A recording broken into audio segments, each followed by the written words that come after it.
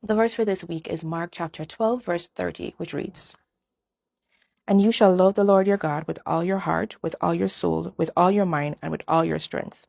This is the first commandment." So let's put it in context. Basically, Jesus was actually answering a question, and the question he was asked was, "What is the first commandment?" Now, the person who asked him didn't want to know which commandment was first in order necessarily. He wanted to know what was the most important commandment of all. And Jesus actually responded by saying, "The first commandment is this: Hear, O Israel, the Lord our God, the Lord is one. And you shall love the Lord your God with all your heart, with all your soul, with all your mind, and with all your strength. This is the first commandment."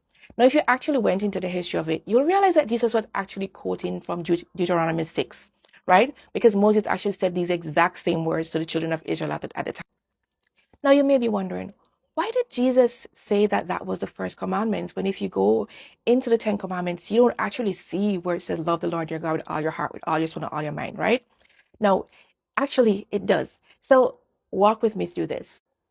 If we were to go back to Exodus chapter 20 and read through the commandments, you realize that the first 4 commandments actually relate specifically to God.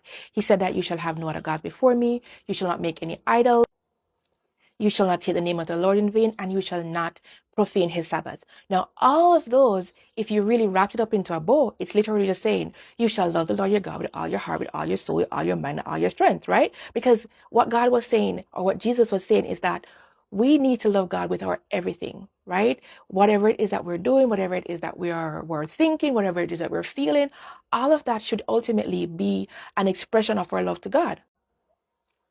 So why did Jesus say that the most important commandment was to love God with our everything?